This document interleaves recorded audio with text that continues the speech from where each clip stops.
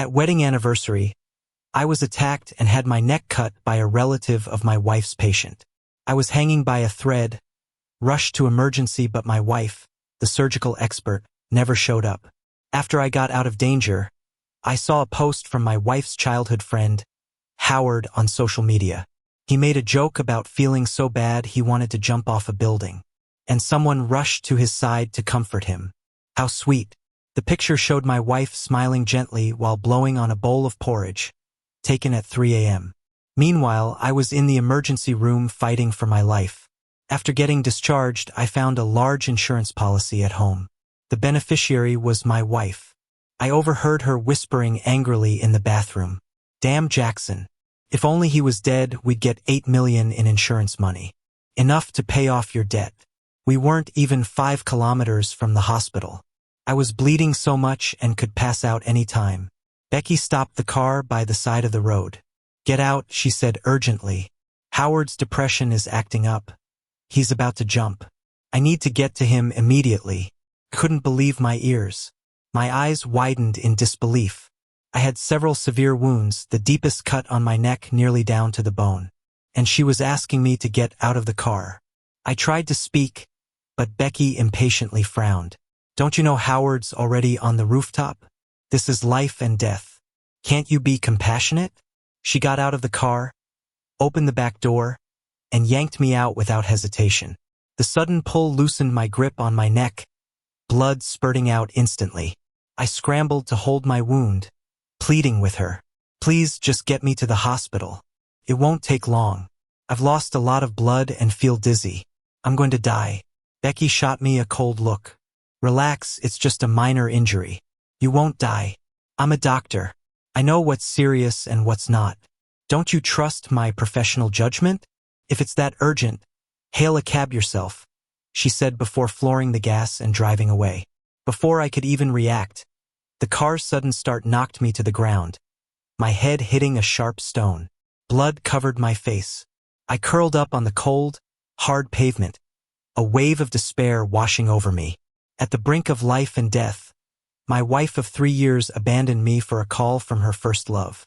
Besides, my injury was because of her. Today is our 3rd wedding anniversary. I booked a nice dinner and was on my way to pick up Becky after work. Right outside the hotel, I was suddenly stopped by some guys. The leader asked if I knew Becky. I barely said she was my wife when he pulled out a kitchen knife and started slashing me. Why does everyone else's surgery go fine, but my brother's didn't? I'll kill you for my brother. Damn doctor. I'll make you feel what it's like to lose family. I couldn't dodge in time, got slashed several times and fell. The heaviest cut was on my neck, blood gushing out immediately. When Becky arrived, she hugged me, sobbing, apologizing that it was her fault for not properly explaining the medical mishap to the patient's family, causing them to take their anger out on me. The cold autumn wind cut through, chilling me to the bone. I felt dizzy, my vision doubling. I was shaking badly, cold sweat on my forehead. I was gonna die like this. I fumbled for my phone and called 911. Doctor, my carotid artery's been cut. Can you send an ambulance? I'm at. But before I finished, I heard a surprised voice. Are you Jackson? Becky's been complaining about you being jealous and dramatic all the time. You've become quite the office legend. Are you faking it just to get attention? No need, really. The person on the line was one of Becky's colleagues. I'm dramatic and jealous? That's how she described me to them? Hastily, I explained, no, I'm bleeding a lot. I can't stop the bleeding and I can't catch a cab. I am in danger. Please help me. The other end hesitated.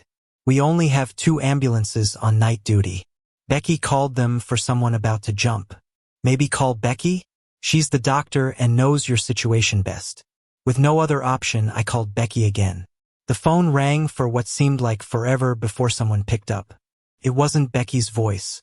Becky's taking a shower. Want to talk to her? Beg me, said a male voice. Howard. But I couldn't worry about that now. Please let Becky take the call. I'm losing blood. I need to get to the hospital, I begged. Howard chuckled. Truth is, begging won't help. I just joked about jumping, and she left you for me. Jackson, you're such a failure. She doesn't care about you. Hurting yourself won't change that. Why make up such a lousy excuse? He hung up. Meanwhile, my phone flashed a low battery warning, barely lasting another minute. I bravely sent my location and 2 quick words in our class group chat. Help me. Blood was everywhere. My phone screen was becoming blurry with it. I was fading, feeling tired like I'd never felt before. Couldn't even keep my eyes open. Not sure how long it was before a gentle, warm hand held mine. Someone called my name repeatedly, helped me up. I was finally rushed to the hospital. In a daze, I sensed the medical team moving quickly, everything more urgent than usual. The carotid artery is almost severed. Patients lost too much blood. Could collapse any time. Need emergency surgery. Get the blood ready. The patient's blood pressure is dropping. Start a transfusion. We can't handle it here, notify the ICU. Where's the family? We need signatures for the critical condition notice and surgery consent. Can't reach the wife. Her phone's not connecting. In the chaos, I heard a gentle but firm female voice. If you can't reach family, don't wait. Follow the attending doctor's orders. Rush the rescue as per normal procedures. I'm his friend. If something goes wrong, I'll take responsibility. I can sign a consent form. I vaguely remembered. This woman seemed like my high school classmate, Wendy. We sat near each other back then, had a good relationship. But after I started dating Becky, we lost touch. I never expected, after my plea in the group chat, she'd actually show up. Her words were resolute. With her acting as interim family, the medical staff quickly wheeled me into the emergency room. They set me up with tubes and equipment. The patient's platelet count is very low. The bleeding won't stop, a nurse said. The wound is deep with too many neck nerves and small blood vessels. The surgery is highly difficult. Only Dr. Becky in our hospital has performed this type of surgery. Hurry, call DR. Becky. Lying on the operating table, I felt the irony. I went to great lengths to get myself to the hospital, only to realize my life still depended on her. The call connected quickly, with the nurse explaining the situation rapidly. Dr. Becky, could you come to the hospital? There's a patient with a ruptured carotid artery. The surgery is too complex for us to handle. Becky responded with irritation. I'm not on the night shift today. I've scheduled leave for tomorrow. I've got plans. I'm not free. Plus, I'm not obliged to be on call 24/7, she added. Then I heard Howard's voice on the other end. It's late. Why is the hospital calling you? Becky, fetch my towel. Would you? I couldn't help but find it amusing. Here I was, close to death on the operating table, while my wife enjoyed her cozy time at another man's place. The oxygen monitor started beeping. Nurses scrambled to add more oxygen. The attending doctor glanced back at me, clearly annoyed by Becky's indifference, yet still had to stress, Dr. Becky, the patient's platelet is dangerously low, and the situation is critical. Only you have experience with such high difficulty surgeries. Becky grew even more impatient. He's critical? People with depression jumping off buildings are critical too, aren't they? I'm a doctor, not a robot. I have the right to rest outside of work. I got no time now. The phone call ended with a busy tone, leaving the doctor cursing. Her husband wants constant company, and she disregards her patients' lives? This is a life and death situation. A nurse suddenly gasped, noticing, this patient's wife's phone number is the same as Dr. Becky's. She checked my medical file again. Jackson, his name is Jackson. He's Dr. Becky's husband. The nurse then redialed her. Dr. Becky, the patient with the ruptured carotid artery needing emergency surgery is Jackson. But Becky's response shocked everyone. Her tone was cold. So what? If something happens to Jackson, I'll sign a liability waiver. You don't have to bear responsibility. Don't call me again in the middle of the night. Let's talk when I'm back at work the day after tomorrow. With that, she hung up. The medical staff, facing each other in stunned silence, didn't speak for a while. Wendy left, upset, but came back shortly. I've contacted a renowned surgical expert, flying in now. He should be here in about 2 hours. Everyone breathed a little easier, but a young nurse exclaimed, "Oh no, The patient needs more blood transfusions, and the last AB-type blood bag is used up. Chaos erupted in the room. What do we do now? We can't operate, can't stop the bleeding. He won't last until the expert arrives. We've contacted nearby blood banks for urgent supply, but the fastest is an hour away. Then Wendy's voice came in again, draw mine. A hesitant nurse replied, but ma'am, you just gave 400 cubic centimeters earlier. If we take more, your body. Wendy showed no hesitation, it's fine. I can manage. Saving a life is more important. I tried to move my lips, wanting to say something to her, but no words came out.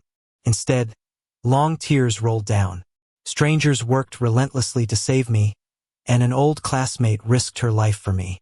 But Becky, my own wife, left me to die while she was with her lover. I refused to let their efforts go to waste.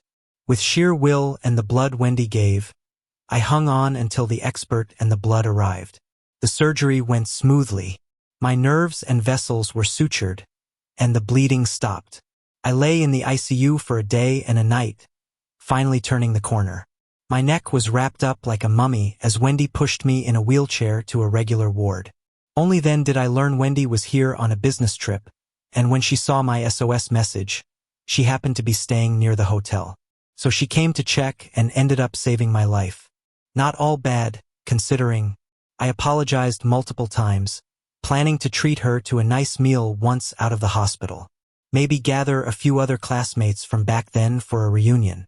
Just as I was lost in thought, the voice of the rounding doctor in the corridor rang out. Dr. Becky, Jackson has a lot of documents needing your signature. That's when I realized Becky's leave was over, and today she was back at work. Becky finally came in, reluctantly taking the papers and signing them absent-mindedly. While signing, she glanced at me. Oh, Jackson, where did you get those slipper lobsters last time? Howard loves them. Why don't you buy some more, cook them the same way, and bring them to his ward? Do it now, don't keep him waiting. I never imagined after a brush with death, I'd find myself here. I almost didn't make it back. And my dear wife, the first thing she said to me wasn't to ask if I was still hurting or to comfort me. Instead, she told me to hurry up and cook for her first love. She had signed a bunch of papers, including a critical condition notice, a surgery risk notification, and a list of used medications and supplies. As a doctor, she couldn't possibly not know what those papers meant. Even though my heart felt dead already, hearing her say that stung badly. I swallowed hard. Becky, let's get a divorce. As soon as the words left my mouth, Becky's brow furrowed. She stared at me. How many times have I told you? Howard has depression. Are you so cruel that you want to watch him jump off a building? You just can't let go of this thing. Jackson, I'm really disappointed in you. I suddenly found her ridiculous. I shook my head. My carotid artery was cut, and you left me in the middle of nowhere in the middle of the night. What about me? Didn't you think about whether I die or not? Becky's impatience and mockery showed plainly on her face. After signing her name one last time, she tossed the papers at my face. Aren't you perfectly fine now? I'm telling you, you're useless. You're not even worth a toenail of Howard's. You're lucky you married a female doctor like me, and you dare talk to me about divorce? Besides, it's just a simple arterial suture surgery. Surgeries like that happen 10 to 20 times in a day with no issues. You're just being dramatic. Her words made my head spin, and the monitor started beeping loudly. Wendy quickly hit the call button for the nurse, unable to hold back. What do you mean, simple arterial suture? Any doctor knows how dangerous his situation was. He's saved now, but here you are, making light of it. Becky didn't recognize her. Her laugh was scornful. Who are you? Our family matters are none of your business. Seeing Becky's bad attitude, Wendy was blunt too. Who I am doesn't matter. But as Jackson's wife, what were you doing when he needed saving? Taking a vacation? Flirting with another man? I just don't get how someone like you became a doctor. The hospital should fire you permanently. Becky let out another mocking laugh, her chin high. You want the hospital to fire me? Maybe in the next life. Just so you know, I've already passed my title review, and I'm about to be promoted to attending physician. Go ahead, complain all you want. The intern handling those emails is my trainee. Even with tons of complaints, the hospital won't penalize me. Then Becky turned to me. So you want a divorce now because you found someone else to back you up? But anyone who's interested in someone like you mustn't be anything special. After that, she slammed the door as she left, leaving me shaking with anger. Her words were too cruel. It was embarrassing enough that Wendy, an old friend and lifesaver, saw me in such a pathetic state. Awkwardly, I said, "Sorry, I didn't think she'd say something like that." Wendy didn't seem bothered. "It's not your fault. You don't need to apologize." She seemed like she had more to say, but finally just told me to rest well and left. Lying there alone, I felt like a clown trapped in a one-man play of a marriage. From beginning to end, the person she trusted and cared for most was Howard. So what did my years of feelings and effort mean? I was thinking of how to talk about divorce again when Becky came back in. She looked like a different person with her hair neatly done, wearing a brand new white coat, light makeup on, and wearing perfume. I frowned slightly.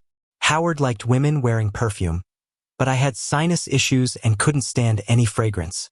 I'd told her that many times, yet she remembered none of it. She sat beside me, tucked me in with a guilty look, and said, "Jackson, I'm sorry. I shouldn't have left you like that, nor should I have thrown mud at your old friend who saved you. If it weren't for her waking me up, I wouldn't know what a big mistake I made. If she'd said these things before, maybe I'd be touched. But after life and death, it all felt gross and fake." I pulled my hand away and asked coldly, "What do you want?" She cleared her throat and got straight to it. "The health bureau leader is visiting the hospital. They heard we admitted a really critical carotid artery rupture patient and want to come see you." I frowned. "And then? Then I want you to cooperate and say that I was the one who saved you. I've arranged everything. If you play along, not only is my promotion a sure thing, but I could also be this year's surgery star. Don't slip up, okay? You'll have a famous wife representing the hospital. Good for your reputation." I was so disgusted by how shameless she was. She didn't care if I lived or died, but was quick to grab credit. If not weakened from surgery, I'd have stood up and slapped her. But just coming out of surgery, and with Becky as my only family around, I dared not refuse outright, only nodded silently. Becky seemed pleased with my response. "Don't worry. After this, I'll definitely make it up to you." Just then, the door opened, and the director walked in smiling. "This is our hospital's doctor, also the authority of our obstetrics department." I immediately recognized Wendy behind him. She was the health bureau leader. No wonder when she confronted Becky, her tone was that of authority. Her so-called business trip was actually a hospital inspection. Knowing this, when she saved me, getting blood bags from other hospitals was surprisingly easy. A single call and experts would fly in overnight. That seemed reasonable enough. Becky was obviously taken aback too. Just when I thought she would apologize, she suddenly tossed aside the medical files and covered her mouth, bursting into laughter. Quite daring to pretend to be a health department leader. "Don't think you can scare me with that." She confidently walked up to the director. "Director, this so-called health department leader is a fake. Maybe Jackson hired an actress to frighten me. Every inspection has at least 2 people by regulation. There's never just one person." I sat by the bed as Becky put her hands on her hips, rudely kicking my shin with her high heel. "Jackson, fess up. How much did you pay her to act so hard?" The director seemed unsure since he hadn't met Wendy before, but seeing Becky hit me, he came over to pull her away. "Becky, let's talk it out." I wanted to explain, but swallowed the words. At this point, she was digging her own grave. No use giving advice she'd ignore. The director then left to make a call. Becky let go of me and called security. The guards, familiar with Becky, immediately came up upon hearing someone was pretending. With Wendy restrained, Becky rolled up her sleeves. Seeing her intent, I hurriedly stopped her. "Becky, I'm not paying anyone to act. Think about the consequences." "Consequences?" She sneered. "You'll learn a tough lesson." She raised her hand and slapped Wendy hard. "You slut. Seducing my husband. Enjoy your time pretending to be a leader. Wendy, caught off guard, staggered. Her face swelled up quickly. Infuriated, I struggled to rise. You fool. Becky looked down at me. You feeling sorry? I'm gonna be a chief physician soon. Beg me, and maybe I'll spare you for old time's sake. I was too enraged to speak. Chief physician? Dream on. Moments later, the director returned in a hurry, followed by someone with an ID badge. I confirmed with HQ. This is our leader for the visit. Lou came with her but went to the restroom. The director's eyes widened, seeing Wendy's swollen face. His tone changed immediately. What happened here? He was anxious and hit his leg with frustration. Becky, you've put the hospital at risk. He turned to Wendy, nearly kneeling. Please come, let's treat your injury. I'm so sorry. It's my failure as a manager. Rest assured, I'll handle this and give you a satisfactory explanation today. Wendy sneered. Handle it? How? It's not just the assault. Her indifference to patients' lives is alarming. And suggesting signing a waiver is reckless endangerment. Does someone like that belong in a hospital? Or are you saying, to protect the hospital's image, you condone doctors taking undeserved credit? Ignorant to moral decay? The director broke into a cold sweat, quickly announced, Becky, you're fired. From today, no, from now, you're no longer a doctor here. We have zero tolerance for unethical behavior. Becky seemed to recognize the other leader, now realized her blunder. Hearing the director's words, she panicked, collapsing to the floor. Please let me explain. Wendy coldly glanced at her. The door slammed shut behind. Becky nearly caught by it. She glanced at me, agitated. Why didn't you warn me, jerk? Enjoying watching me embarrassed? I was speechless. Didn't I already hint at the consequences? Becky was left speechless, stormed off in anger. Even far away, I overheard someone in the corridor murmuring, serves her right. Never responds to ER calls, doesn't care about others' lives. She doesn't even value her husband's life, let alone others. Always cozied up with her lover. Disgusting. And she wants to be a chief physician? Please.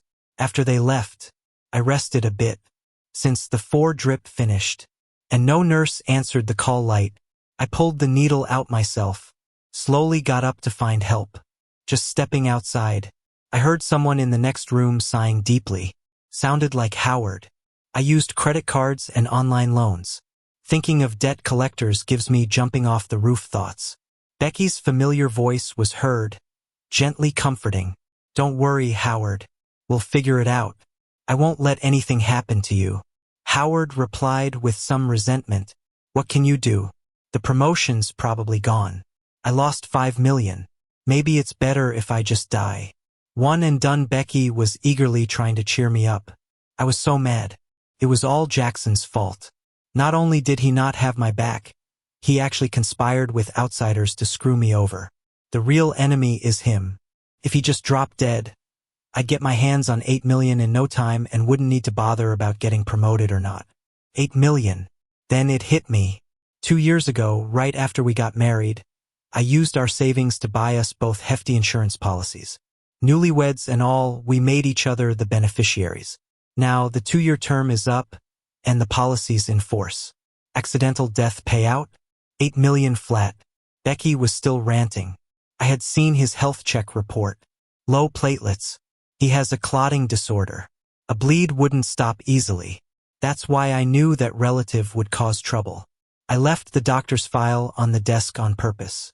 If I'd known he was this tough, I'd have stalled a bit longer, waited till he was beyond saving, then left him to die good and proper, making sure he couldn't call for help.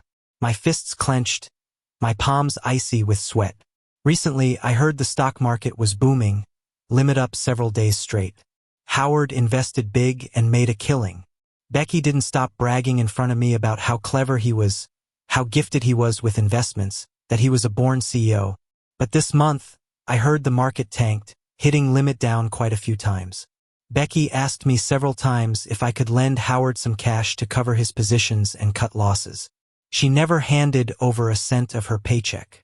All household expenses were on me. Even her ailing mom's meds came out of my pocket. I had some savings stashed away for her maternity fund, and I wasn't about to blow it on their stock market mischief. I flat out refused. Little did I know she'd have her eyes on the insurance payout, might even set me up to die accidentally. I barely remember how I got back to my hospital room, trembling all over in my bed. I thought Becky just didn't love me, had her mind on some other guy, but wanting me dead? I never saw that coming. With my folks far away and me fresh out of surgery, frail and alone, I was a sitting duck. Becky could fight the divorce, stall me, and pull some covert moves, then what?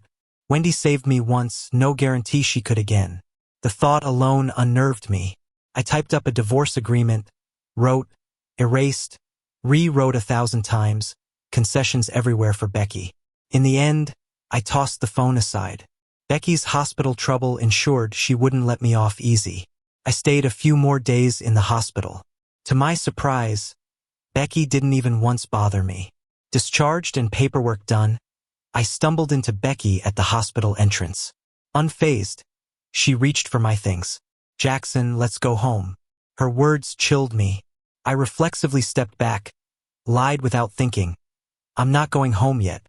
Becky, smiling good-naturedly, acquiesced. "No worries, let's not then." Grinning knowingly, "I know Wendy's sticking around. Give her company, will you? And explain it all for me, Jackson. You know, I'm from a rural place, worked hard to get where I am. Getting fired is the end." She snuggled up, pleading. "Honey, please, help me just this once. I'll even let you take her home these days, whatever you guys are up to. Fine by me. Later, I'll make it up to her personally." Stunned, I stared. Is she suggesting I take Wendy home? For a date? Her lack of scruples never ceases to surprise. "I'm aware she donated 1,200 cubic centimeters blood for you. Nearly passed out. Love-struck women will do anything. She'll listen to you if she's into you." I came back to earth, a plan forming. "Having sweet dreams. Becky? Think about it.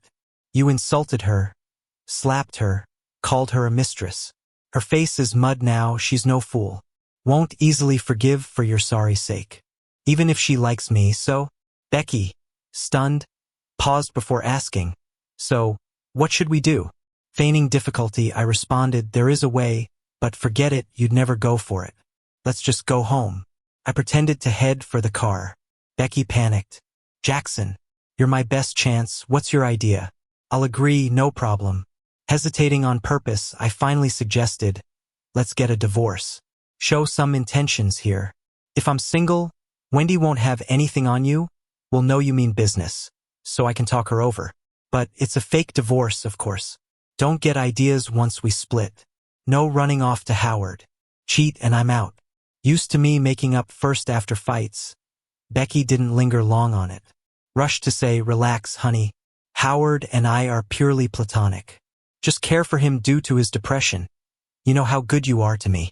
I'd never betray you." Her deception flowed too smoothly. Seeing me still unmoved, she urged, "What are we waiting for? Draft the papers, the civil affairs office is right there, let's do this." I faked browsing my phone but had the agreement done ages ago. Printed it nearby. She didn't bat an eye before signing, dragging me through the divorce swiftly. She then dropped me at Wendy's hotel's doorstep. I watched her drive off with a smug look on her face. She sneaked out the back door of the hotel. Fake divorce? Who's faking a divorce with her? I have no evidence she's trying to kill me. Even if I went to the cops, it wouldn't help. After all, I'm still here, alive and kicking. Haven't gotten any insurance money either. She could easily brush it off, not admit a thing. So I just went ahead and got a divorce. Got the freshly printed divorce certificate. Legally, I have nothing to do with her anymore. Right after, I called my lawyer, changed my insurance beneficiary. Once that was done, I got home. I hired a few temps to spruce up the place, also packed all her stuff, dumped it in the hallway, called a locksmith to change the locks, and installed some video surveillance by the door. After all that, I took a shower and slept like a baby, in my now fully mine home. Maybe I was just burned out from everything happening lately. I woke up a whole day and a night later. Saw a bunch of missed calls on my phone, all from Becky.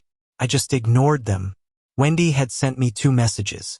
She said she was back to work and asked if I was okay after leaving the hospital. I politely replied, told her I got divorced smoothly. Becky can't threaten me now, so no worries. Thanked her several times. I got up, opened the windows, and breathed in the fresh air. Life without her seems pretty great, actually. Just then, the front door monitor flashed. Someone was lingering. Soon after, there was loud banging on the door. Becky's furious yelling rang in my ears. The notice for my dismissal hasn't been retracted. You didn't do what you promised. You liar. This is my house, and you dare change the locks? Wait till I deal with you. She was outside, fuming. Nothing like her white coat self back then. I know you're in there, Jackson. Come out or I'm calling the cops. I called property management, told security to sort it out. Then through the monitor, I shouted at Becky. Are you crazy, Becky? We're divorced. It's clearly written in the agreement. This house is mine. My name's on the deed. What nerve saying it's yours? Go on, call the cops. See who they side with. Becky kept banging on the door. Divorce? A fake divorce. The whole neighborhood knows you're my husband. This is my home, I have things in there. I chuckled. You even tried to send your husband to someone else's bed. Fake divorce? Who's faking anything with you? You signed that divorce agreement yourself. The certificate too, from the Civil Affairs Bureau. Legally, I've got nothing to do with you. Got your stuff all packed up in the hallway. Go pick it up. Becky was at a loss for words, then started wailing. You don't help me now, don't come begging later. I won't be nice to you. Divorce me and I'll die right in front of you. I chuckled. Hey, if you want to die, out of respect for our past, I'll get you a nice urn. Want to pick a design now? Becky fumed. Fine, we're done. Just reminding you, once you're over this village, there won't be a shop like this anymore. Don't forget how you used to tag behind me like a puppy. Even on your knees, don't come asking. Loving her was a mistake back then. But regretting the end with someone who wanted me dead? That'd be a whole new level of stupid. The security guys showed up. Sorry, Ms. Becky. Now that you're divorced, we're just following the owner's orders. Please leave. Fine, Jackson. You're ruthless. With Becky gone, back inside my place, for some reason I felt uneasy. Knowing Becky, if she could even attempt murder, she wouldn't let this slide easy. Sure enough, by morning, the police knocked on my door. Mr. Jackson? Gut feeling told me this had Becky's fingerprints all over it. I checked through the peephole and the monitor, made sure of the ID badges before opening up. As soon as I opened the door, click, I was in cuffs. Mr. Jackson, you were involved in a hit and run last night. You need to come with us. I took a step back. Officer, you must have gotten it wrong. I was home last night, hardly out driving. The officer thought for a moment. You were home? Any witnesses? I shook my head. I slept alone. Nobody saw. The officer stayed expressionless.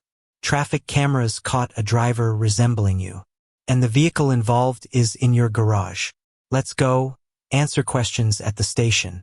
At the station, I got the scoop. My car hit a Maybach last night. About a $300,000 fix. It had a dash cam, but it was wrecked. Memory card missing. Definitely Becky's doing. The car was a wedding gift from my mom, registered in my name. I work close by. Most of the time Becky used it. Wasn't worth much, so I didn't care when she kept it after the divorce. Didn't rush to change the owner's name. Becky must have set this up at night, for the cameras to miss clear footage. The driver was dressed like me, no doubt, a setup, so I take the fall. Damn, over 300 grand just like that. Insurance probably won't cover it, since there's license plate covering and a hit and run. Having me deep in debt wouldn't help Becky. Only she'd do something like this, just to mess with me. Silently, I laughed inside. Too bad. She forgot one thing. I pulled my phone out of my pocket. Officer, I've got video evidence from my dashcam here. The dashcam in my car was linked to a mobile app. All the videos and footage it captured were instantly uploaded to the cloud and sent to my phone. Even if you yank out the memory card, it doesn't stop the cloud uploads. The cloud keeps videos for 3 days, which is more than enough. Sure enough, the dashcam footage on my phone clearly showed Becky, wearing my clothes and a wig, pretending to be me. And it even caught her flooring it and crashing hard into a Maybach.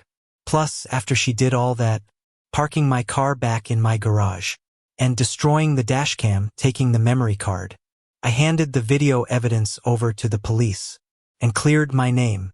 Then, I reminded the cops to check the security footage from the property. Even though she tried really hard to avoid the cameras, they still caught tiny clues. They found footage of Becky changing clothes and sneaking out of the parking garage. It didn't take long for Becky to get caught.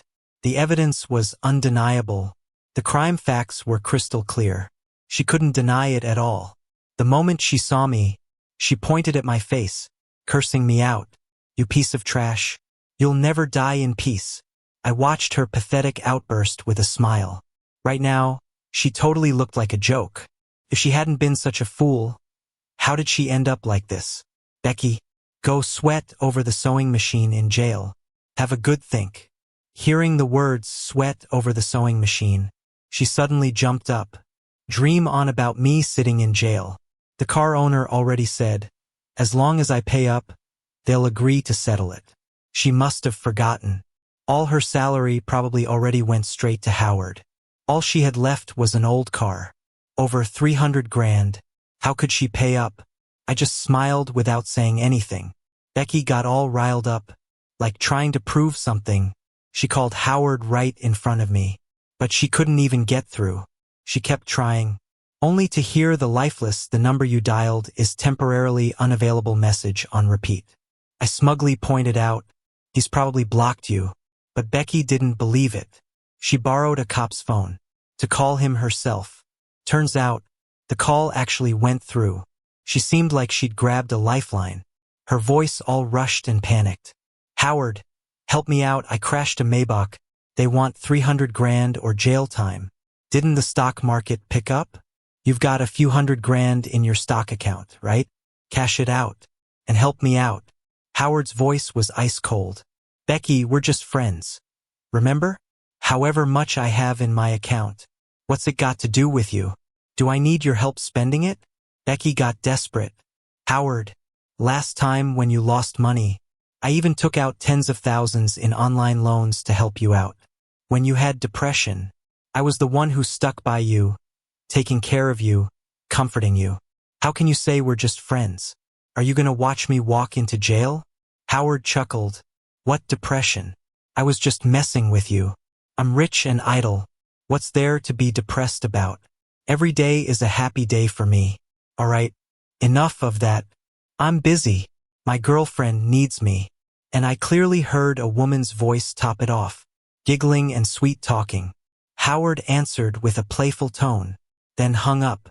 Becky was so mad she could explode. A liar. He's just a liar. He promised to always be there for me, to love only me, just a player. I couldn't help but snort in laughter. Ha! Who was the one earlier swearing up and down that she was pure and innocent? Realizing she got dumped by Howard again, her whole demeanor deflated. Her face looked lifeless. Then, surprisingly, her expression changed in an instant. She kneeled before me and grabbed my leg, sobbing. "Hubby, I was wrong. I was blind, made bad choices. I was conned. I see that now. Hubby, please forgive me. I'm sorry. Let's get back together. We'll be a family. I'll give you a kid. Okay? Once a couple, lifelong support. I know, you won't abandon me, right?" I looked at her, expressionless. Getting conned. Huh? Great excuse for herself. Even now, she's not the slightest bit genuinely remorseful. She's only saying sorry because she doesn't want to go to jail and has no money to pay. Pushed her away. "That's enough, Becky. When you left me bleeding out on the side of the road, knowing full well about my clotting issue. When you plotted with someone else hoping I'd die soon so you could claim insurance money. Did you ever think of being a family? You framed me. Did you ever think I might go to jail? No money to pay? Then go to jail. And stay there as long as you can." Feeling like a weight was lifted off, I turned and walked away. more decisively, than the day Becky left me on the road at midnight. She couldn't pay up, so the Maybach owner sued her. Becky got sentenced to 5 years in prison. When her sickly mother heard the news, she blasted me over the phone. Although she wasn't fond of me to begin with, considering she's my elder, I didn't say anything back. Who would have thought she'd get so riled up? She collapsed, dead from a heart attack. Becky lost her job, her family, her freedom, the only one left who cared about her, her own mother. She also lost everything. The court ordered her to auction off all her assets to compensate the Maybach owner. I heard she also had a massive amount of online debt from borrowing money for Howard's margin call. In deep despair, I heard Becky ended up with a severe depression while in prison. A year later, she took her own life. As for me, after the divorce, I had more time to focus on work. My income steadily increased. Everything was going smoothly, and life was good. One day, near the end of my workday, I got a call. "Is this Mr. Jackson? We're from the insurance company. Your ex-wife bought a policy with us 4 years ago. You're the beneficiary. Now that she's deceased, there's an $8 million payout. When you're free, please bring your documents to process the claim." That's when it hit me. Though Becky ended up in prison, her cause of death was suicide due to depression. And it's been way more than 2 years since she bought the policy. When we divorced, she hadn't had the chance to change the beneficiary before going to prison. So even though she was my ex, I'm still the beneficiary according to the contract. All her cunning plans, but I unexpectedly got a windfall. I took her death insurance payout. The next day, I went and bought a villa in a high-end community, paid in full. I put up the house Becky and I once shared for sale online. After finalizing the villa purchase and furnishing my new place, I moved in quickly. The day after I moved in, someone called me from the front door. "Jackson, welcome to our neighborhood." I turned around and it was Wendy. She stood by the door next to mine in a dress, smiling like an angel. Without the work clothes and with light makeup, she looked stunning. I was pleasantly surprised. "You live here too?" She nodded, "Of course. Don't you remember? I recommended this neighborhood to you." I knew her family was in business and pretty well off. Over the past year, I reconnected a lot with old classmates and often saw Wendy. She was always friendly towards me. "Just moved in, haven't started cooking, right? Come over for a meal. My mom's a great cook." She half dragged me inside with enthusiasm. Her parents were warm, but their gazes were a bit strange. During dinner, they kept asking about my family and if I wanted kids, even a second one. I was puzzled while Wendy nudged me under the table. She whispered, "My parents are constantly nagging me to get married. So annoying. You owe me big time, so do me this favor. Pretend for a bit, will you?" I froze for a moment, looking at her cute profile. Something nudged softly inside me. I put on a serious face. "No, I don't want to pretend to be your boyfriend." Wendy looked awkward, almost on the verge of tears. I leaned over and whispered in her ear, "How about we skip pretending? Let's try for real." Her face turned bright red immediately, but she moved closer and hooked her arm around mine. "You're mean.